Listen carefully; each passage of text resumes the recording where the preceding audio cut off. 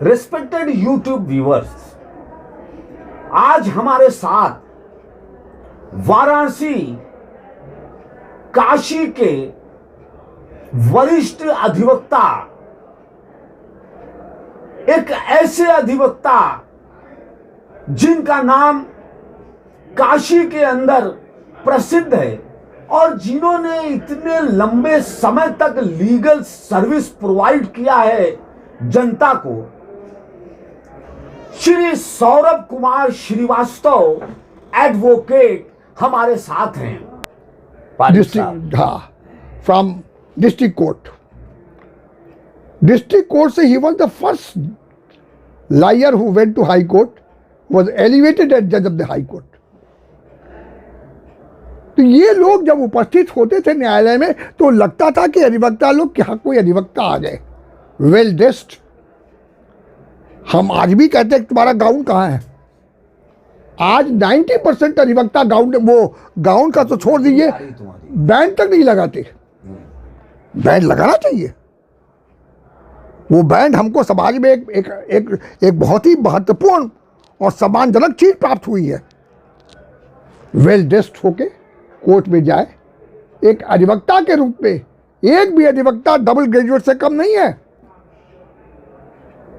उसको बिहेवियर करना चाहिए, उसको अपनी अभिव्यक्ति रखनी चाहिए, उसको अपने केस को रखना चाहिए, अपने केस को तैयार होकर के आना चाहिए, ब्रीफ बनाना चाहिए। और जहाँ तक अपने ब्रीफ को तैयार करने का प्रश्न है, उसको चैम्बर में बैठते थे वकील लोग, अधिवक्ता लोग रात को 12 बजे तक जूनियर्स और वो अधिवक्ता बैठते थे चैम्बर्स पे। हर चीज़ों को, हाँ उस केस में क्या है उसकी ब्रीफ बनाओ। वो ब्रीफ बनाता था, सीनियर के सामने खड़ा था, सर ये है, सर ये है, तो सीनियर क्वेश्चन करते थे। आज आपको बता दूं, सीडी पारिक का नाम ले लिया हमने। मैं सन 63-64 में एक अपील लेके गया था और उसमें लोअर कोर्ट से सजा हो गई थी। वो मेरा फर्स्ट केस था जिसको मैंने इंडिपेंडेंटली किया था। तो वो कर रहे थे, तो हम जैसा बोल रहे हैं ऐसे ही बोलने की आदत तब भी थी।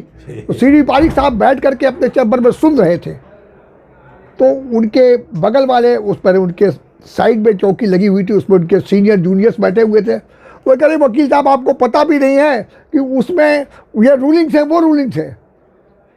सीडी पारिक साहब आज नहीं है, लेकिन बड़े सम्मानजनक ढंग से आज कहूँगा, उन्होंने कहा था मुझे ये चुप रहो। वो लड़का अभी नया है लेकिन बोल रहा है, बोलने दो, सुनो। हमारा पेशा धैर्य का पेशा है। उस बोलने में 99% गलत बोल रहा है या इररेलेवेंट बोल रहा है, लेकिन 1% कुछ ऐसी बातें बोल गया जो मेरे दिमाग में नहीं है। और उस 1% से हम कितना डेवलप कर लगी हम जानते हैं। तो यदि कोई लड़का बोल रहा है तो लेट हिम से, उसको डिस्करेज मत करिए। तो उन्होंने मुझे बढ़ावा दिया और उस जूनियर को डांटा कि कहने दो। तो हमारा पेशा धैर्य का है। और पुनः मैं कह दूं, पैसे से मत तुलना करिए अधिवक्ता का। पैसा तो एक रात में क्रिमिनल कमा लेता है 5 करोड़ रुपया। तो 5 करोड़ रुपया का एक दिन में कोई कमा लेता है क्या समाज में?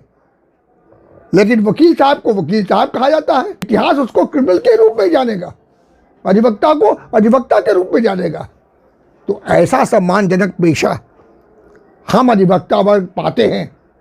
तो हम अधिवक्ता वर्ग अपने को ये ना समझे कि हमने क्या कमाई क्या। ठीक है, आजकल पैसे की बाहुल्यता है, पैसे की ज़्यादा मान्यता है, लेकिन उसके उपरांत भी एक सीमा में जो हम करते हैं एक सम्मानजनक से करते हैं, सम्मानजनक से पैसा कमाते हैं।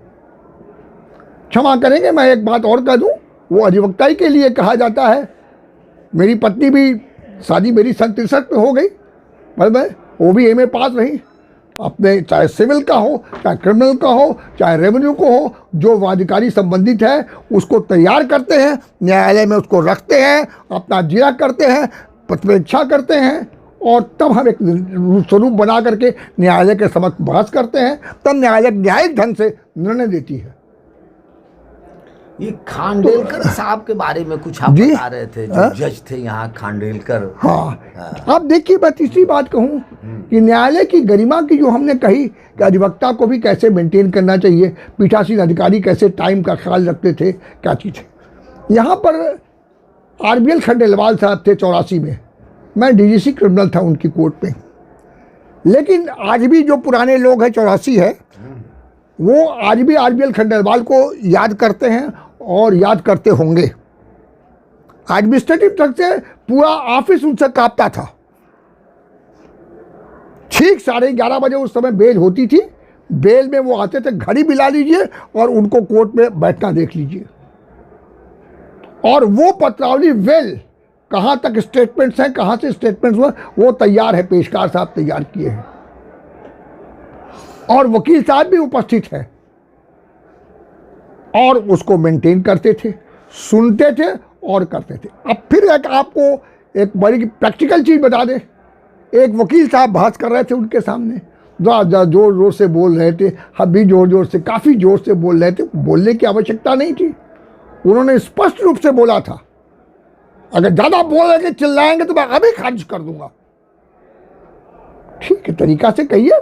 तो वकील साहब सीनियर थे, लेकिन वो बड़े दब करके उन्होंने कहा नहीं, मेरा निवेदन ये था, और वही ऑर्डर कहा जो वकील साहब चाहते थे, न्यायिक आदेश था। तो ऐसी परिस्थिति में न्यायिक ढंग से बहस करना और पूरी कोर्ट, आज मैं कहूँ कि वो खंडेलवाल साहब का सिद्दीकी साहब ने पूछ लिया, पता नहीं आप थे कि नहीं थे, ये खाली आउट ऑफ वो है। हम ऊपर पुरानी बिल्डिंग, रेड बिल्डिंग में बैठे थे बरंडे में, एक जाड़े का मौसम था, हम उनके DGC से लंच में थे, तो हम लोग बैठे थे, कर लो तुम एक कप चाय पी लो तुम भी। तो लाइयर समयानुसार उनके कोर्ट पे आते थे, निर्णय होता था और डिनर लेकर के चले जाते थे। मुझे याद है मेरे एक केस में हमने करी बहस और बेल ख़त्म हुई, उन्होंने कहा देखिए सिस्टम था सेशन, तो सेशन हम पढ़ तो गए थे, पढ़ के तैयार थे एकदम। मिस्टर DGC हमको कहते थे वो, mister DGC where is the witness, अंग्रेजी भी बोलते थे वो। RBL खंडेलवाल बहुत तेज तर्राक थे, अनफॉर्चुनेटली वो हाई कोर्ट नहीं जा सके ड्यू टू एनी रीजन। हमने कहा सर ये क्या पोजीशन, हमने कहा सर आपका इकबाल बोल रहा है। जब हम गार्डन पर, हमने कहा कि आप मैंने how much sincere you are towards your work. Administrative capacity में भी वो ये कोई किसी को एक्सप्लॉइट नहीं करते थे। अगर तुम्हारी ड्यूटी है तो सचमुच सिंसियरली काम करिए, गार्डन को साफ सुथरा रखना तुम्हारी ड्यूटी है, उसको देखिए, और अगर नहीं देखोगे तो एक्शन लेंगे।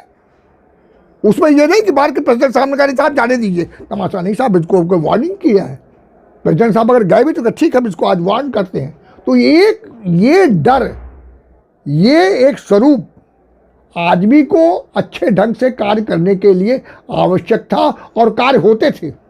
आज इसके बिल्कुल विपरीत है।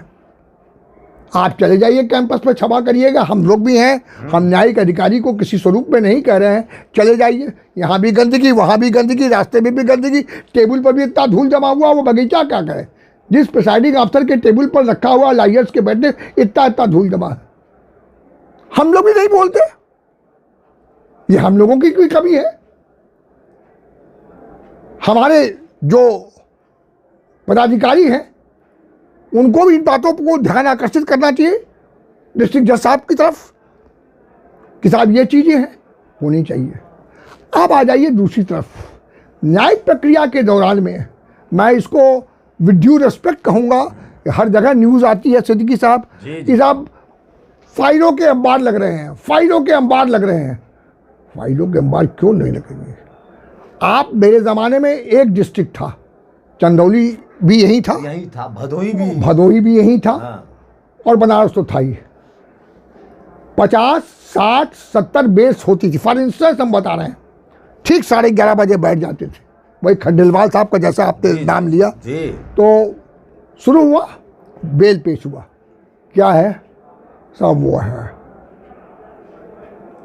क्या किया साहब, चाकू से मारा है। अच्छा, DGC, मिस्टर DGC कैसी चोट है साहब, स्किन डीप है। अच्छा, नॉट ग्रीवियस हार्ट, ऑलराइट। कितने दिन से जेल में है? कैसे लेकर? बेल्ड आउट। एक लाइन का ऑर्डर लिखा है, बेल्ड आउट। दूसरी बेल पास हुई। फॉर इंस्टेंस हम दे रहे हैं, आप जैसे कुछ पर क्या साहब इन्होंने गोली चलाई और फायर किया, गोली चलाई पिस्टल से, कितने दिन में, 15 दिन के बाद डेट खत्म, 15 दिन के बाद डिस्पोजल हो जाएगा, 15 दिन के बाद बेल तो हो जाएगी, सिद्धांत आपको मालूम है। अब इसी प्रक्रिया में मैं बता दूं, जैसा आपने कहा है, ये मुझे भी है, आपके पिताजी के साथ भी मुझे काम करने का सिद्दीकी साहब मौका मिला और उनके से सीखा भी हमने, तो उसको स्वरूप देखा उन्होंने कहा ठीक है बेल हो जाए। तो हमको एक डिस्ट्रिक्ट जज साहब ने, उनका नाम दूसरा था, नाम नहीं भी ले, आर्यन सरकार, उन्होंने हमसे कहा यार हम केसेस को ट्रांसफ़र कर देते यहाँ वहाँ। हमने कहा आप क्यों ट्रांसफ़र कर देते, यहाँ वकील भागे वहाँ वकील भागे, अपने जगह से। कहने उन लोगों ने हमारी प्रिंसिपल को समझ लिया है, एक्सप्लॉइट करेंगे और उसका मिसयूज़ करते हैं। हमने कहा अगर लायर को मिसयूज़ करना है तो जहाँ आप ट्रांसफ़र करते हैं उनके सिद्धांत को नहीं जान लेंगे। और ये बेल और इंजंक्शन ऐसे चीज़ें हैं जो डिस्ट्रिक्ट जज को एक ऐसा पावर देती है जिससे वो एडमिनिस्ट्रेटिवली कंट्रोल करता है पूरे जजशिप पर। नहीं कहे आप ठीक कह रहे हैं, तो वो एक प्रिंसिपल के साथ अगर निर्णय होता है, चीज़ होती है, तो उसको टाला ना जाए। मैं एक और इंस्टेंस दे दूँ, एक लड़का था, मुझे प्रैक्टिकल है, वो मुश्किल से 1 साल 2 साल का प्रैक्टिस रहा होगा उसका, जैसा मैंने अनुमान लगाया उसके फीचर से, उसको देखने से। वो 380 की बेल मजिस्ट्रेट साहब ने खारिज कर दिया, ट्रांजिस्टर चुरा करके ले गया बगल का पड़ोसी। ये केस था। उन्होंने कहा mister DGC what you have to say. हमने कहा साहब ट्रांजिस्टर, वो वकील साहब आपके पास FIR है? उन्होंने कहा हाँ साहब। हाँ साहब, ये घर से ट्रांजिस्टर उठा ले गए, पड़ोसी भी आए थे, बैठे थे, उठा चोरी करके ले गए। अरे भाई कमेंट तो, अब कमेंट क्या मंगाए?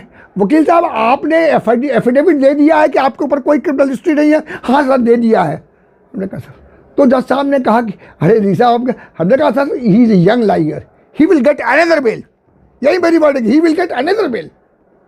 उस नए बच्चे को 380 पे आप 2 डेट के बाद बेल देंगे तो क्या उसकी अहमियत रहेगी? और 380 में बेल तो होनी है, लेकिन इमीडिएटली हो जाएगा तो उसकी एक बनेगी, उसको दूसरा मौके ला के दूसरी बेल देगा कि दैट्स ऑल राइट। तो इस प्रकार की प्रक्रिया को अधिवक्ता और प्रिसाइडिंग ऑफिसर दोनों को इस न्यायिक प्रक्रिया में एडॉप्ट करना चाहिए और करना चाहिए। उससे कोई ये ना सोचे कि इसके को कर दिया वो कर दिया, किसी विशेष व्यक्ति को महत्व नहीं देना चाहिए। ये अधिवक्ता आया तो ये कार्य हो गया, ये अधिवक्ता आया तो खारिज होगा। मैं with due respect to the प्रक्रिया and to all the presiding officers and हमारे ब्रदर्स जो लायर्स हैं, कि आप फला जगह कर लो तो तुम्हारी हो जाएगी। क्यों हो जाएगी भाई? जैसा मैंने कहा कि अभी आपने कहा खंडेलवाल साहब का आपने भी नहीं थे, लेकिन सुना होगा कि भाई वहाँ होना ही है, यहाँ वो 15 दिन जेल रखेंगे ही, तो क्या हर जाए? मुझे मालूम तो है उसका दुरुपयोग तो नहीं हो रहा है, मिस्टर XYZ का रिकॉग्निशन तो नहीं हो रहा है कि वो गलत नहीं करने की, वो आ जाएंगे तो हो जाएगी।